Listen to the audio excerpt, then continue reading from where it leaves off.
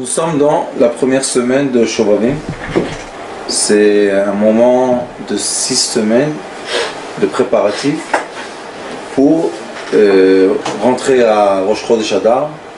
Adar, c'est à peu près en mars. C'est le mois où est écrit Mishinichas Adar Marbim Besimcha. C'est-à-dire que quand le mois de Adar rentre, on doit être très joyeux. Pas seulement joyeux, très joyeux. Il est écrit que quand on venait au temple, quand on emmenait les sacrifices, un des sacrifices était Korban Chagiga. Korban Chagiga, on peut emmener seulement si on est marié. Et c'est quoi ce Korban? La joie que j'ai de ma femme. Pourquoi? Parce que la femme, ça s'appelle Simcha. Kimsos Khatan Al-Kala. Donc ma femme, c'est elle qui m'emmène la joie, la vraie joie. Le Katouv En Ashchina Shoah, elle a mitor Simcha. La présence divine féminine, elle est présente seulement quand on est dans la joie. Alors le Zohar Kadosh dit, c'est quoi la joie? Il pose une question. Il dit la joie, c'est seulement quand tu fais, je ne sais pas si on peut dire comme ça en français, mais si tu fais jouir le corps de ta femme. C'est ce qui est écrit dans le Zohar Kadosh.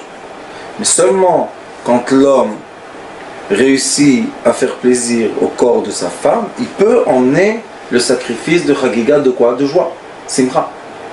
Donc on voit que pour arriver au mois de Adar, le mois de la joie, on est obligé de se faire un préparatif de 6 semaines. C'est quoi le préparatif de 6 semaines?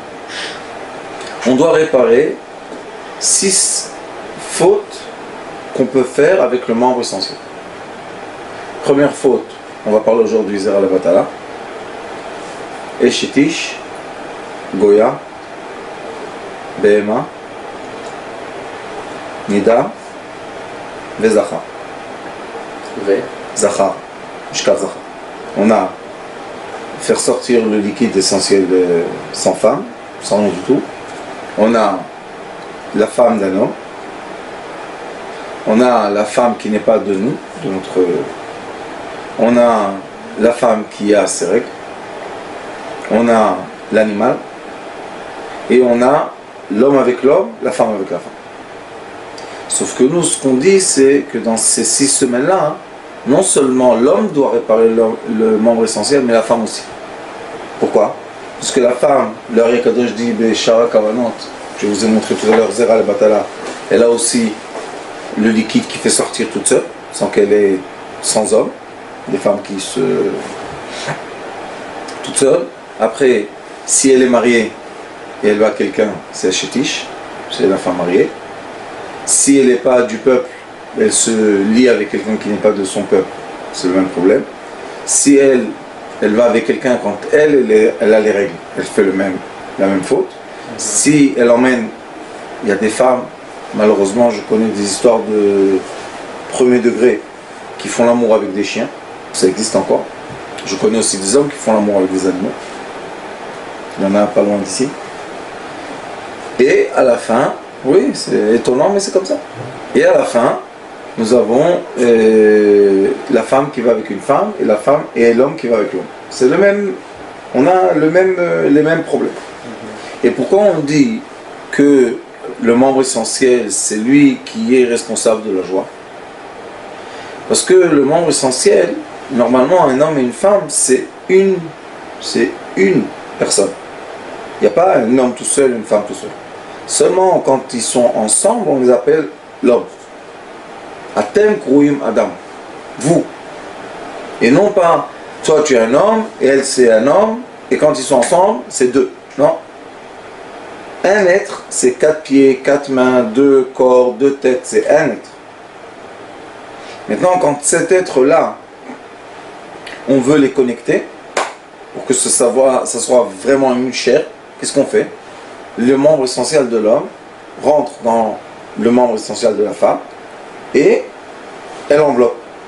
Donc maintenant, qu'est-ce qui se passe?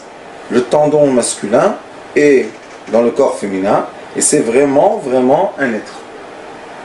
C'est une unité, une union. Mais quand ils sont séparés, maintenant, qu'est-ce qui se passe?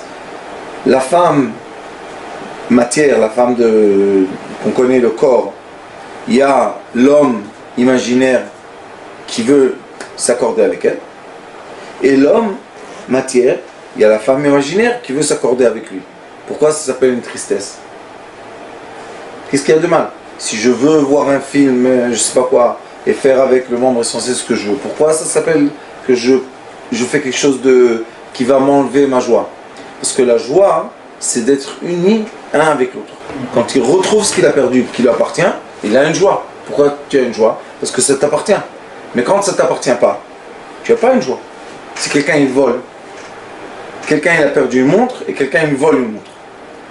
Celui qui a retrouvé la montre et celui qui a volé la montre, ils n'ont pas la même joie.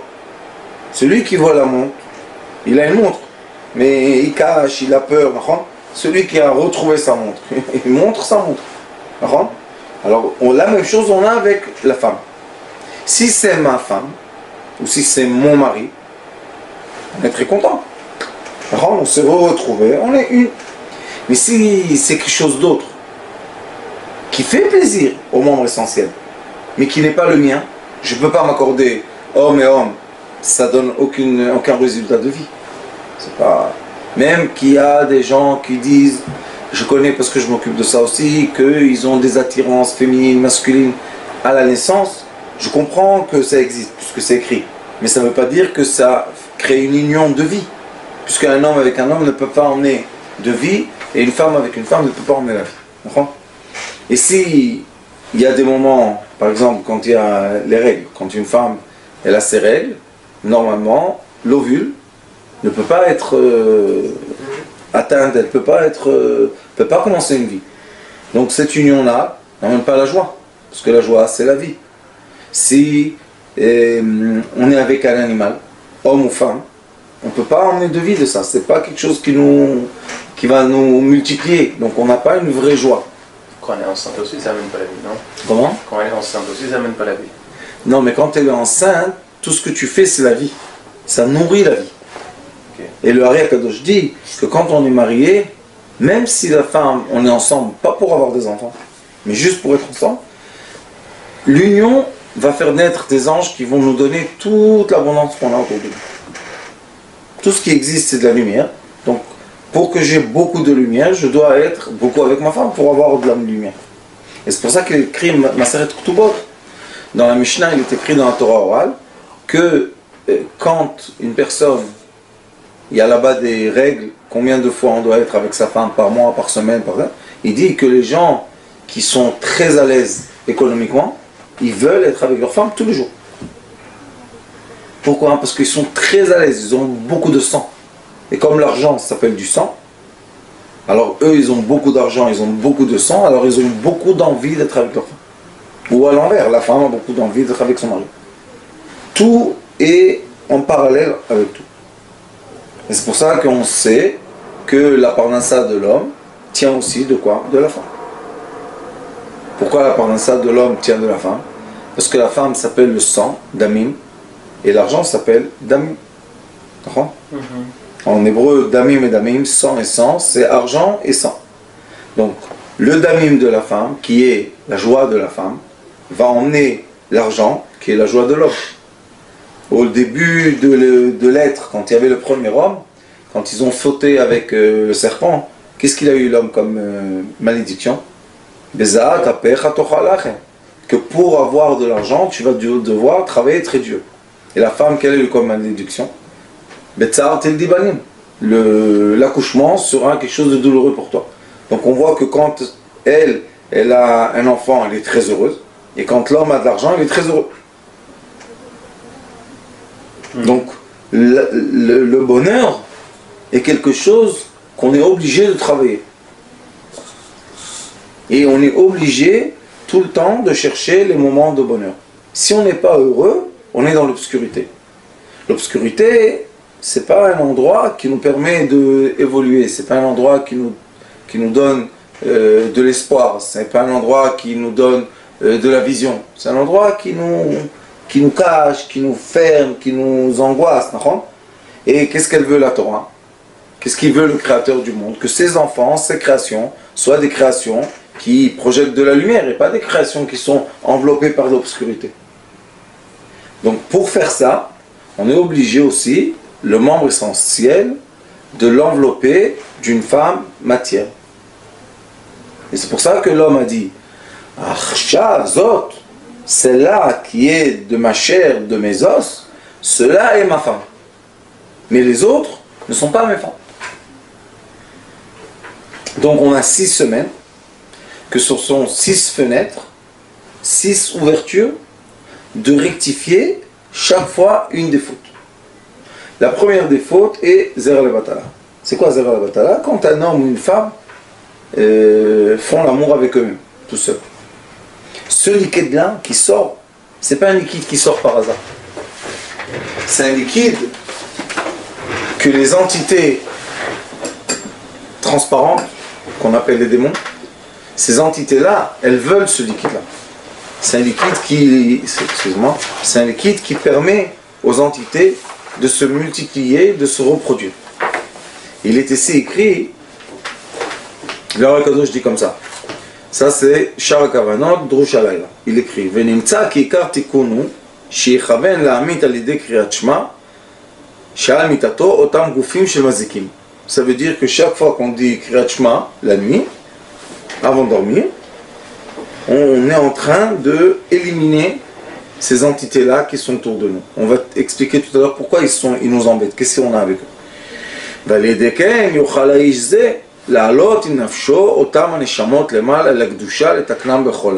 Et après que cette personne a éliminé, on va dire, l'écorce de ces entités, il va prendre leur âme intérieure et il va les élever avec lui dans le monde de sainteté, de lumière.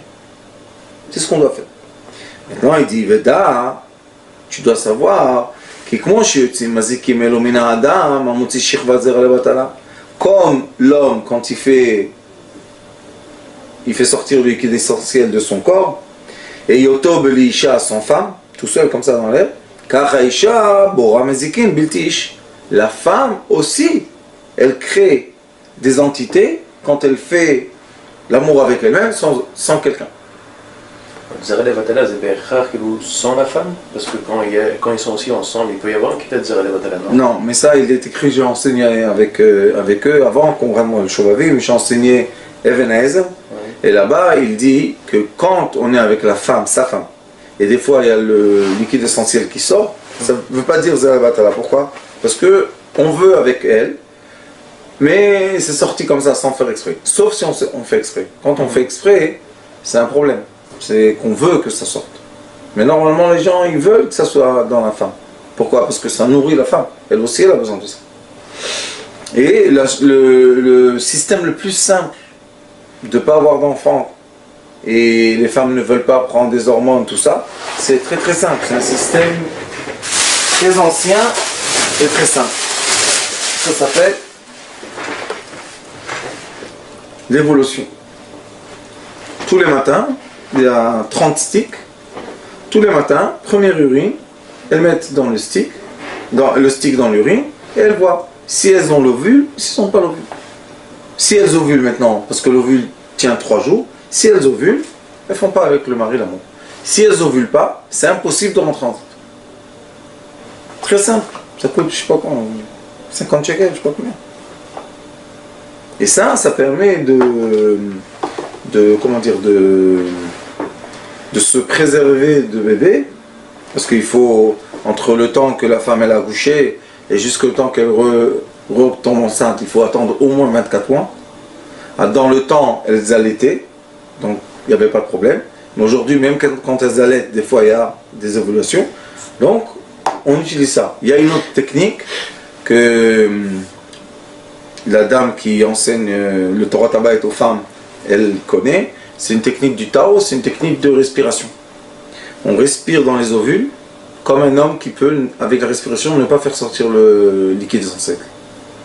Il peut être avec sa femme 1 heure, 2 heures, et sans faire sortir le liquide. Ça existe ça. Ça, on maîtrise par la respiration. Donc les femmes aussi peuvent maîtriser l'ovulation par la respiration. Ça s'appelle Tao. T-A-O. Il y a un site sur internet où on peut étudier ça. Ce qui est important, c'est qu'ils expliquent ici le Ari Kadosh, que la femme, même, elle a ce liquide essentiel. J'ai enseigné ça dans un autre cours à Bnei Brak au Mekoubalim, et ils m'ont dit, mais d'où la femme elle a zera? Il est écrit, Isha ki tazria, velda zachar. C'est écrit dans la Torah. Une femme, quand elle, premièrement, fait sortir le liquide féminin, elle va avoir un garçon. Donc, ça s'appelle zera. Isha ki tazria, velda zachar.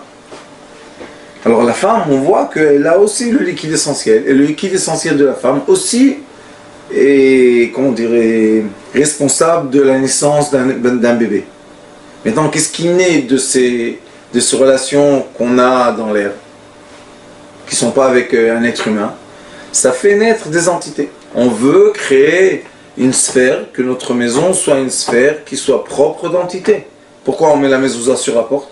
Shomer d'Altot Israël. Mais c'est Shin Dalet Yud. Shin Dalet, c'est qui? C'est les entités. Donc on met une protection anti-entité. Les entités, qu'est-ce qu'elles font? Elles prennent le shefa. Elles prennent l'abondance. Pourquoi? Parce que nous, on est matière. Eux, ils sont pas encore dans la matière. Ils sont invisibles. Et la lumière, pour se concrétiser à la matière, elle doit passer par les entités, puisqu'elles sont transparentes et nous on n'est pas transparents. Donc eux, les premiers, ils captent les lumières, nos lumières. Et comme ils viennent de nous, ils disent nous sommes les enfants de tel. Alors la personne, malheureusement, elle n'a pas le vrai chef qu'elle doit avoir. Combien de gens disent je gagne 20 000 shekels par mois et je suis tout le temps en découvert. Ils ne sont pas des gens qui dépensent de l'argent. Pourquoi? Une fois ça, une fois l'autre, une fois la voiture, une fois... Alors ils en ont marre à la fin. Ils disent combien on peut travailler et ne pas avoir l'argent chez nous. Ça, c'est parce que les entités ont la permission. Ils ont la permission, puisqu'ils sont nos enfants, de prendre le shefa. Et quand on nous prend le shefa, quand on nous prend notre abondance, on perd quoi? La joie. Et quand on perd la joie, on perd la présence divine. Tout c'est comme des roues d'une montre. Je dis toujours, une chose entraîne une autre. Entraîne une autre. Entraîne une autre, et l'autre, une autre, et l'autre, une autre. Et c'est une grande montre qu'à la fin s'appelle la vie. On ne veut pas que nos enfants, même quand ils grandissent, on ne veut pas qu'ils aient des idées un peu bizarres et qu'ils vont dans des sectes, et qu'ils vont aller voir des choses qui sont bizarres. Pourquoi on ne veut pas? Si tu fais naître des entités et tu permets aux démons d'être dans ta maison, alors pourquoi tu veux que tes enfants ne voient pas des choses interdites? Mais si les enfants naissent dans des sphères qui sont propres d'entités, alors les enfants, leur tête est pure. Et il y a des gens comme ça, qu'on les voit, même qui sont pas juifs ou laïcs ou religieux, on voit, il y a des gens, ils sont purs. Tu les vois, ils sont purs. Quelle est la pureté, on dit? Non. Quelle est la pureté de ces gens-là? L'environnement dans lequel ils grandissent. Et c'est quoi l'essentiel de la pureté? C'est que les parents ou les adolescents fassent attention à ne pas créer, avec le membre essentiel, des problèmes. Alors la première semaine, on veut nettoyer, éliminer, effacer les entités qui ont été créées par nous quand on a eu, le Zohar Kadosh appelle ça des échauffements. Il dit que quand on veut faire sortir le liquide essentiel, on veut le faire sortir parce qu'on est chauffé, on est réchauffé par une présence. Il dit la présence, c'est une présence féminine. Il dit pourquoi des fois le membre essentiel est dur, des fois il n'est pas dur. Il dit qu'est-ce qui fait? Ceux qui connaissent un peu tout ce qui est le système qui endurcit le membre essentiel, féminin ou masculin, parce que la femme aussi elle a le clitoris, c'est aussi un membre essentiel. Qu'est-ce qui l'endurcit? C'est quoi? C'est quand on a des idées dans la tête, dans le cerveau, on a des idées, on a des envies, on a des comment on dit ça? Des attirances vers ça. Mais quand on n'y pense pas, La preuve que les personnes ne peuvent pas toute la journée vivre avec le membre essentiel dur. C'est impossible de gérer sa vie comme ça. D'accord? Et même si il est dur tout le temps, on va chez le docteur, ça fait mal. Donc, le membre essentiel, c'est pas quelque chose de naturel, dur. Naturellement, il est comme la langue, il doit être calme. D'accord? Mais s'il est tout le temps dur, ça veut dire, aux Zohar Kadosh dit, il y a une présence féminine sur toi qui est là pour prendre le liquide essentiel. Et cette présence-là, on n'en veut pas. On n'a aucun problème qu'il y a des démons dans le monde qui vivent dans leur palais et non vivent dans le nôtre. Il n'y a pas de problème. Comme on sait qu'il y a la pluie, mais quand il y a la pluie, on est abrité en dessous d'un toit. Et si la pluie rentre dans le toit, dans la maison, qu'est-ce qu'on fait? On bouge le trou. On n'est pas heureux. On n'est pas heureux. Tout est humide, il y a des odeurs. Pourquoi on n'est pas heureux? Vive la pluie. Oui, vive la pluie. On est très heureux d'avoir la pluie. Mais je vais être abrité quand même. Ça, c'est la même chose. Bon, Hachem, on est content qu'il y a des entités, puisque c'est comme ça que Dieu a créé le monde. On ne peut rien faire. Mais les entités vivent dans leur palais. Et nous, on va vivre dans notre palais. Ce qu'on veut faire pendant le Shavuot, c'est séparer les mélanges. Parce que tant qu'il y aura du mélange, il n'y aura pas de vraie joie. Pourquoi il n'y a pas de vraie joie? Parce que quand l'homme, l'entité invisible, lui prend le liquide, elle va faire naître des enfants invisibles. Et ces enfants invisibles-là, dans le Talmud, Masechet Brachot, il est écrit beaucoup, il y a, je crois, 10 pages qui expliquent comment on ressent les entités invisibles, où ils habitent, qu'est-ce qu'ils font, comment ils se collent aux hommes, il y a tout un extrait comme ça. Et la femme, quand elle est elle fait avec l'entité invisible, elle va faire naître un enfant, écoutez bien, qui est de chair, mais qui est soumis à la volonté des entités invisibles. Ça veut dire qu'on va avoir dans la maison un enfant qui est un démon. Ça peut se corriger, ça? Oui. Pour l'enfant même, que c'est dépendant. Pour nous, étant enfants, et un jour on s'éveille à ça, on se corrige soi-même. C'est pour ça qu'il y a le Tikkun Shuvavim. Et on corrige aussi nos enfants. D'accord? Il y a des enfants qui ont né, leurs parents ne savaient pas qu'il fallait garder les règles de Nida. Ils sont nés comme ça. Non, et alors? Ça veut dire qu'ils n'ont pas de... Je vais vous expliquer une règle essentielle dans la Torah. C'est impossible de dire qu'une faute ne peut pas se corriger. C'est impossible. Parce que si je dis qu'une faute ne peut pas se corriger, ça veut dire qu'il y a un monde obscur qui ne peut pas être éliminé. Et ça n'existe pas, ça, parce que la lumière a créé l'obscurité. Donc, toute obscurité est dépendante de lumière. Alors c'est impossible de dire une personne va faire une faute et c'est fini. Cette personne-là, on ne peut pas la réparer. Si c'est comme ça, on peut fermer les livres et partir à la maison. Mais non, c'est pas comme ça. Au contraire, toute faute peut être réparée. Et la question, c'est comment on répare les fautes. D'accord? Alors on ne veut pas faire naître des enfants. Et je veux vous dire que c'est... Il y a écrit dans la Torah Ben Soror Moré qu'il y a un enfant qui se révolte contre ses parents et il arrive à des fois à des extrémités qui peut tuer ses parents, qui sont en prison. Et on se pose la question, comment un enfant peut tuer sa mère? Elle t'a mis au monde. Et il y a des enfants qui ont la rage contre leurs parents, ils leur font tout le temps des problèmes, tout le temps des bêtises. Et on se pose la question, qu'est-ce qu'il y a? Pourquoi?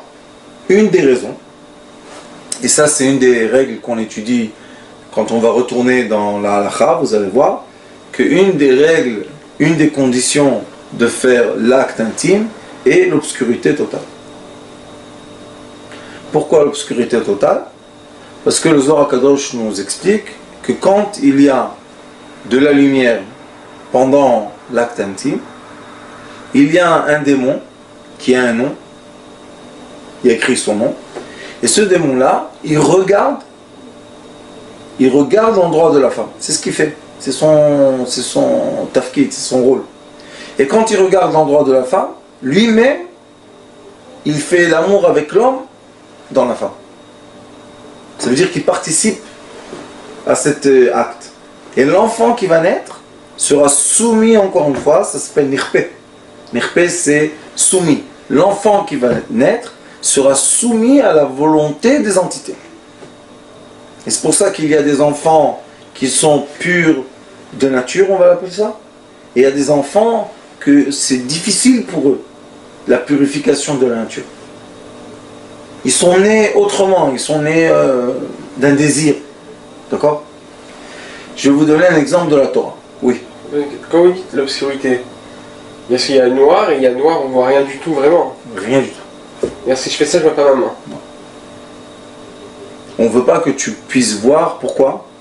Parce que quand on voit, il est écrit dans le Talmud que l'homme, quand il voit, il est rassasié. Tu sais, il a vu, ça c'est fini. Quand il voit quoi? S'il voit que le visage de sa femme. Quand il voit, quand il regarde, il est rassasié. Il n'a pas envie de continuer. Mais quand tu dis quand il voit, c'est-à-dire quand il voit quoi? S'il voit que le visage de sa femme. Il ne voit rien du tout. Dans la chambre, on doit rien voir. Aveugle. Pour que l'acte soit l'acte entier. Et s'il n'y a pas les conditions pour faire le noir total mamache? On peut. On met des rideaux, on met des choses. Chacun, vous savez, quand on veut, on peut.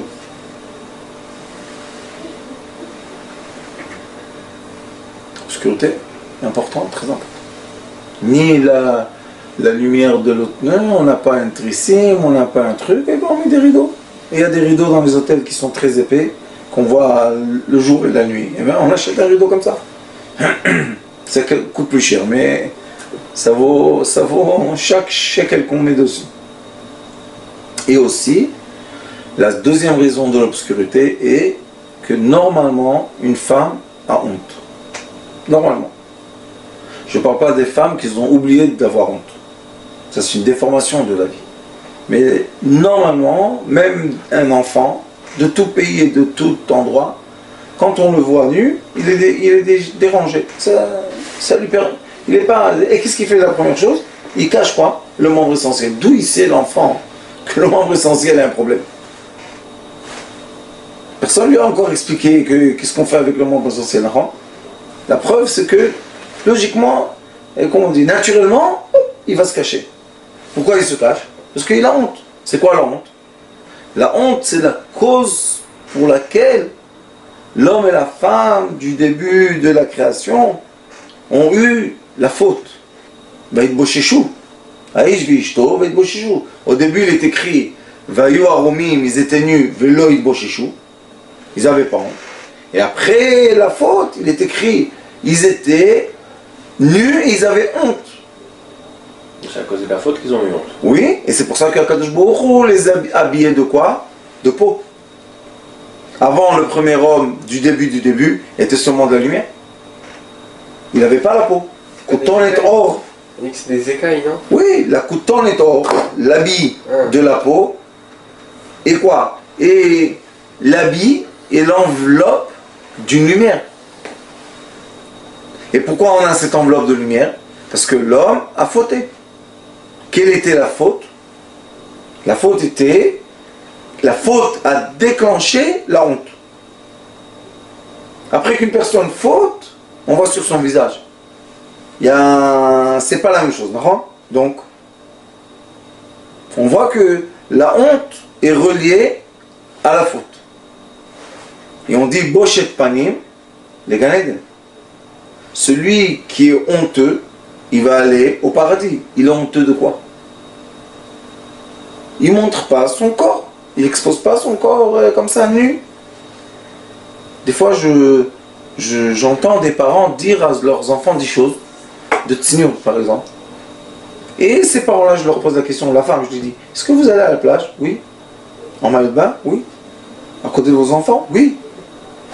Je dis, comment tu veux que ton fils ait honte de toi si tu vas à la plage avec lui et il te voit en nu? Qu'est-ce que tu veux? Comment il fait? Et n'en parle pas des parents qui ont oublié qu'il y a des habits. Hein? Même dans la maison. Même, je parle même chez le religieux. Un père qui va en culotte à la maison sans chemise, sans rien. Pourquoi son fils et sa fille il lui donne du kavod. Pourquoi? Ça y est, il a tout montré. Maintenant, il est comme un animal.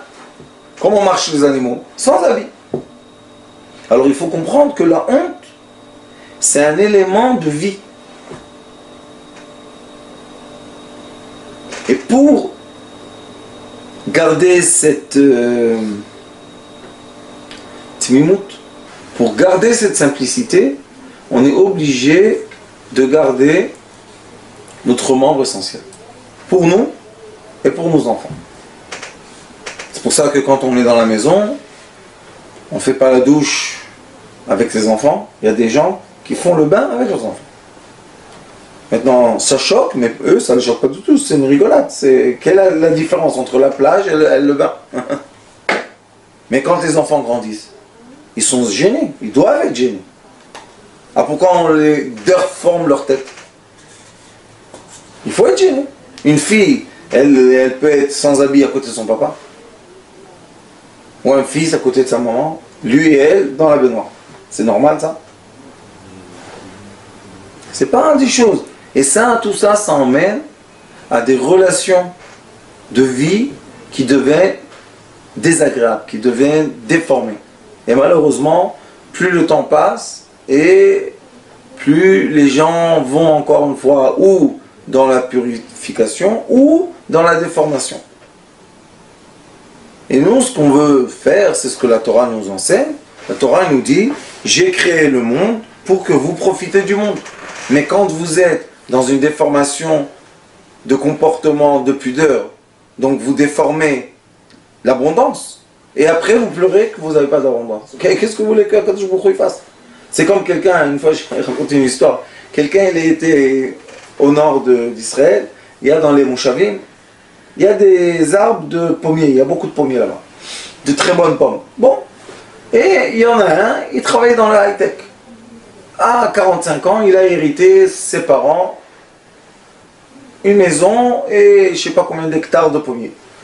Bon, ils vont en hiver avec sa femme, il y a là-bas la neige et ils sont très contents et la femme elle a froid. Il dit, qu'est-ce que j'ai froid? Il dit, il n'y a pas de problème, t'inquiète. Il sort dehors, il voit l'arbre, il tape dessus. Il a l'air d'être mort, non? En hiver, les arbres ils sont secs. Il prend la scie, il enlève un arbre, il emmène le bois, il dit, tu vois, mes parents, qu'est-ce qu'ils ont fait? Ils ont eu froid toute leur vie, au lieu de couper les arbres. Mais à la fin, il coupe les pommiers. Après, il dit, oui, ce sont les pommes de mes parents. Tu as coupé les pommiers, comment tu vas avoir les pommes? C'est l'histoire de notre vie. Si on n'a pas bien utilisé ce monde, après, on n'est pas heureux de quoi? De l'abondance. Quand il n'y a pas d'abondance, l'être humain, il est malheureux. C'est quoi malheureux? Heureux, c'est bien. Malheureux, il a le mal dans le bonheur. C'est pas grave de vivre comme ça. C'est mieux de vivre, même si on a un peu, dit Shlomo HaMelech, pat chadeva veshalvaba. Je veux même un petit bout de pain, mais avec de bonheur. Vous savez, mes ancêtres, ils étaient à Djerba. À Djerba, c'était une île de sages. Et vous savez qu'est-ce qu'ils faisaient? Ils mangeaient du pain sec avec de l'huile. C'est tout ce qu'ils mangeaient. Et ils disaient, si tu manges ça, ça suffit pour nourrir ton corps. Et qu'est-ce que tu as besoin de manger encore? Mange ça, c'est tout, manger. La simplicité, le bonheur. Au lieu d'avoir des choses super intelligentes, super... Vous savez, des fois on emmène du manger de dehors, on commande de manger, et quand on ouvre les paquets et tout, tu goûtes. Ça n'a pas le goût comme la maison. Même les pâtes. Tu te dis, qu'est-ce qu'il y a dans les pâtes? De l'eau, du sel et... Il y a un goût qui n'est pas le goût de la maison. Pourquoi? Parce que la personne là-bas, elle n'a pas à nettoyer ses mains avant de faire le manger, va savoir qu'est-ce qu'elle touche, qu'est-ce qu'elle touche pas, je ne veux pas vous dégoûter, mais... C'est connu. C'est connu, alors on préfère quoi? Le manger de notre femme. Pourquoi? Qu'est-ce qu'il y a? Lui c'est un homme, elle c'est un être. Qu'est-ce qu'il y a? La différence? La différence c'est que quand ma femme elle me fait le manger pour moi, elle fait attention à la purification, elle fait attention à la façon dans laquelle elle fait, elle nettoie ses mains, elle nourrit sa famille. Mais quelqu'un qui est chef dans un restaurant, il est aux toilettes, maintenant il ne reste pas les mains. Pourquoi? Parce que... Et maintenant il te fait à manger toute la journée. Ah, C'est la même chose avec la purification du membre essentiel. Et c'est pour ça que ce liquide-là, qui est le liquide essentiel, qui a beaucoup de grains de vie, on n'a pas le droit de semer ces grains de vie dans du sable. Parce que ça ne va rien faire pousser de vrai, mais ça va faire pousser beaucoup de faux. Et dans notre cerveau, explique le Ari Akadosh, qu'on a deux façons d'imaginer. On a l'imagination réelle et on a l'imagination fausse. C'est quoi l'imagination réelle? Je peux imaginer d'avoir un plat ce soir. J'appelle ma femme, je lui dis j'aimerais bien que ce soir tu me fasses des pâtes à la sauce. Ça c'est imagination, non? Puisque je ne les ai pas encore vues réellement. Mais c'est une imagination bonne. Je veux des... Il y a une autre imagination qui est fausse, c'est quoi? Où est ma femme maintenant? Pourquoi elle ne répond pas au téléphone? Ah, c'est le voisin. Pourquoi tu penses comme ça? Qu'est-ce que tu veux? Elle n'a pas répondu au téléphone. Et alors? Maintenant, on se pose la question. Pourquoi se réveille en moi cette imagination fausse d'un voisin? Pourquoi? Qu'est-ce qui s'est passé? Pourquoi je doute de ma femme? Et il est écrit dans le Talmud, dans la Mishnah, quand l'homme a un doute, il a eu un vent, il a eu un esprit de jalousie. Qu'est-ce que c'est cet esprit-là? Pourquoi on ne peut pas le concrétiser? Formate-le-moi. C'est un sentiment, c'est quelque chose qui ne peut pas expliquer. Je suis jaloux. Pourquoi? Je sais qu'elle a fait quelque chose. D'où tu sais et pourquoi tu doutes d'elle. D'accord? Et quand tu commences à douter, maintenant tu te montes la tête. D'accord? On se monte la tête, on se remonte, et tout devient très logique, et tout devient... Ça s'appelle l'imagination fausse. Et après quand on vient à la maison, on est gentil avec sa femme. On explose sur elle. Et qu'est-ce qu'elle va te dire? J'ai mis le linge et le téléphone est tombé. Le linge de qui elle a mis pour sécher? Ton linge. Alors maintenant toi tu t'es monté toute une histoire qui n'existe pas parce que le téléphone, elle n'a pas décroché le téléphone. Ça s'appelle imagination fausse. Paranoïa. Oui. Cette imagination fausse, il y a plein d'exemples. Cette imagination fausse, elle tient de quoi?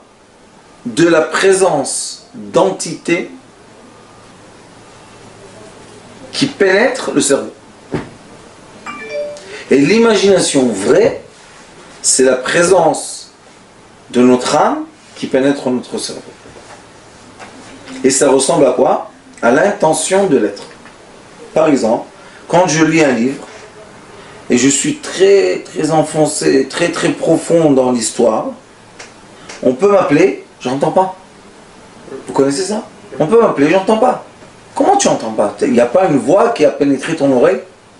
Mon cerveau était tellement concentré que la vibration qui a pénétré mon oreille n'a pas atteint ma pensée. Maintenant, c'est quoi? Ça, c'est quand je me concentre dans quelque chose de positif. Mais on peut la même chose, malheureusement, se concentrer dans quelque chose de négatif. Ça veut dire que notre cerveau est sélectif. On n'a pas un cerveau qui est seulement droit. C'est un cerveau qui choisit ce qu'il veut maintenant, ce qu'il a. Maintenant, notre question c'est, qui influence notre volonté? Pourquoi des fois je veux faire une bêtise et des fois je veux faire une bonne action? Est-ce que c'est dans le cerveau ou c'est extérieur au cerveau? La réponse, ce qui est aussi aujourd'hui, Baruch Hashem, avec toutes les recherches qu'ils font, la réponse est très simple. C'est pas dans le cerveau. Le cerveau est rien qu'une antenne qui, comme Control Process Unit, c'est CPU, vous appelez? Control Process Unit, dans les ordinateurs. Ouais. Notre cerveau sait recevoir des messages et traiter les messages qu'il reçoit. C'est tout. Il y a quelqu'un qui va voir une image du tzaddik, il ne va rien ressentir. Moi je vois l'image du tzaddik, ça me fait chaud au cœur. Pourquoi? Parce que dans mon cerveau, l'imagination positive dit le tzaddik te regarde, et l'autre, mais dans son cerveau, n'est pas du tout dans le tzaddik, il est en train de penser à une femme qui l'attend en bas et qu'il a juste dit à sa femme qu'il est en train de travailler et vraiment il est venu chez moi mais il lui a dit je suis chez le rap mais il est en train de descendre en bas pour rencontrer une... Ça s'appelle en japonais Thalwid. Vous savez c'est quoi ça? C'est un mélange dans la tête. Maintenant combien tu peux mentir? Et ça commence, où tu étais? Non j'étais là. Ah qu'est-ce que tu m'as dit? Pourquoi tu... Et le problème du mensonge, vous savez c'est quoi? Comme il ne tient pas de la réalité, on l'oublie. Alors les gens qui... Moi je dis toujours aux gens, quand tu décides de faire une affaire avec quelqu'un, dis-lui tu sais quoi? Viens on est amis un peu, un mois comme ça on est amis, et dans un mois on signe le contrat. Les gens me disent à quoi ça sert? Je leur dis une personne, il ne peut pas tenir un mensonge longtemps. Et si Chas v'Shalom il y a un mensonge dans cette affaire, dans le mois, il va tomber, lui-même, il va rattraper les mots, faire comme ça. Alors tu sais que c'est un problème. J'ai eu maintenant une histoire avec quelqu'un, tu nous en préserves. Les gens, ils n'ont pas honte de voler de l'argent, vraiment. Manipulateur. Et après, la personne en question, qui travaille avec lui, m'a appelé. J'ai parlé, moi, avec le manipulateur. Et j'étais très juste. Ça l'énervait. Je dis, pourquoi tu t'énerves quand on parle? On a le droit de parler. Ça me plaît pas, tes questions, qui tu es? Je dis, je suis le Rav. C'est moi qui décide. Si je vais lui dire de ne pas travailler avec toi, il ne travaillera pas avec toi. Mais qui tu es toi? Je dis, moi je suis rien tout. Mais pourquoi toi tu t'énerves? Pourquoi une personne s'énerve? Qu'est-ce qu'il y a? Si tu dis la vérité, il n'y a pas de problème. Tu peux la dire à toi, à monsieur, à... Non. Mais si j'ai quelque chose que je mens, qui n'est pas une réalité, alors maintenant je suis gêné. Je ne peux pas dire ça, je ne peux pas dire ça, je ne peux pas... C'est un grand problème tout ça. Alors qu'est-ce qu'il faut faire? Il faut être dans la vérité. Mais on ne peut pas dire la vérité si on est capté, encapsulé par les entités. Parce que les entités, c'est quoi? C'est le mensonge. Shed, c'est quoi? C'est un mensonge, c'est pas une vérité. La vérité, elle est propre. On ouvre. Pourquoi les sages, ils ouvrent le livre? Et chaque fois, ils te disent où c'est écrit. Dis oralement, et c'est fini, je te crois. Moi, je ne me crois pas. Pourquoi? On lit. C'est écrit? Oui. Très bien. Combien de fois j'ai lu ça? 100 fois, 500 fois. On répète, on revient dans le texte. C'est pour ça qu'une personne qui dit la vérité, elle ne dit pas la vérité d'elle-même. Elle doit dire la vérité de quelque chose qui est réel dans la réalité. C'est une vérité qui est concrète. Et quand quelqu'un dit des choses imaginaires, il n'arrive pas à tenir. Qu'est-ce que j'ai dit? Ah, qu'est-ce que je te dis? L'autre, il lui pose une question. Mais non, et toujours, ça s'énerve, et ça va loin, et ça prend des cris, et ça prend des ampleurs. Et nous, on ne veut pas de tout ça. On veut vivre une vie sainte. On veut vivre une vie sauf. On veut vivre une vie pleine d'abondance, pleine de joie, pleine d'amour, surtout. C'est ce qu'on veut vivre. Et pour le faire, c'est très simple. Il faut tout simplement se nettoyer. Atikoun, d'après le tzaddik, d'après le Hari Akadosh, c'est on doit faire des jeûnes. Ceux qui arrivent à jeûner, il faut lundi et jeudi. Nous, avant, on faisait des jeûnes, des jours entiers, des semaines comme ça. Et si une personne n'arrive pas à jeûner, elle peut faire Pidyon Nefesh. C'est quoi Pidyon Nefesh? Rachat de l'âme. Le tzaddik qui fait de toute manière le tikkun shovavim, et la personne qui ne sait pas le faire, elle ne sait pas quelle prière, elle ne sait pas l'intention du jeûne, elle se lie à lui, ça s'appelle Etz HaChaim, elle se lie à l'arbre de la vie, et les entités ne peuvent pas l'encapsuler. Pourquoi? Parce qu'elle tient de l'arbre de la vie. Elle est nourrie par l'arbre de la vie. Et c'est ce qu'il faut faire. La plupart des gens, c'est ce qu'ils doivent faire. Baruch Adonai L'Olam. Amen. Amen.